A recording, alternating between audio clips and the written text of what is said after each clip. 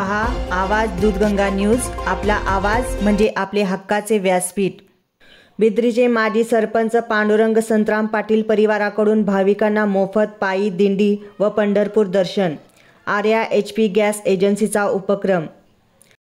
आषाढी वारीनिमित्त पंढरपूर दर्शन व पायी दिंडीला भेट देण्यासाठी अनेक भाविक देश परदेशातून लोक येतात। आपल्या गावातील भाविकांनाही पायी दिंडी व पंढरपूर दर्शनाचा लाभ व्हावा यासाठी बिद्री येथील आर्या गॅसचे प्रमुख व माजी सरपंच पांडुरंग संतराम पाटील यांच्या कुटुंबियांनी भाविकांना मोफत धार्मिक सहलीचे आयोजन केले होते। 2 STच्या गाड्या व इतर छोट्या गाड्यांनी 154 भाविकांना मोफत पायी दिंडी व पंढरपूर दर्शनाचा लाभ घडविला। पांडुरंग पाटील यांचा 79वा वाढदिवस येत्या आषाढी एकादशीला होत आहे। वाढदिवसाचा डामडौल न करता आर्या HP गॅस एजन्सीच्या वतीने कायमच सामाजिक उपक्रम राबवले जातात। मोफत पाणी पुरवठा, शाळा, व्यासपीठ बांधकाम तसेच सार्वजनिक कामास मदत केली जाते।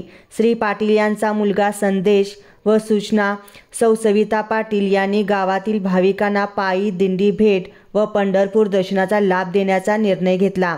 त्यानुसार 2 STच्या गाड्या घेतल्या होत्या। 107 महिला व 47 पुरुष असे 154 भाविकांना या धार्मिक सहलीत सहभागी केले। सासवड येथे पायी दिंडीला भेट देऊन पंढरपूर येथे श्री पांडुरंगाचे दर्शन दिले। नरसिंहवाडी येथे श्री दत्त दर्शन घेऊन भाविकांनी परतीचा मार्ग धरला। पाटील कुटुंबियांनी श्री पांडुरंगाचे दर्शन घडविल्याबद्दल धन्यवाद देत पांडू अण्णांना वाढदिवसाच्या सदिच्छा दिल्या।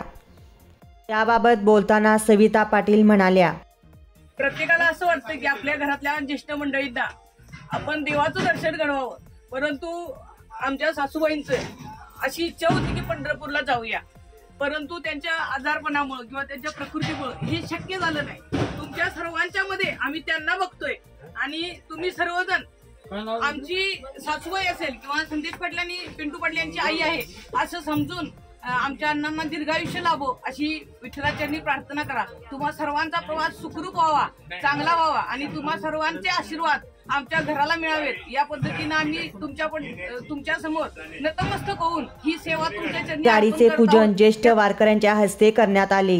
यावेळी सतीश पाटील, सर्जेराव जितकर, राहुल लोहार, बाजीराव पाटील यांच्यासह गावातील वारकरी व भाविक उपस्थित होते।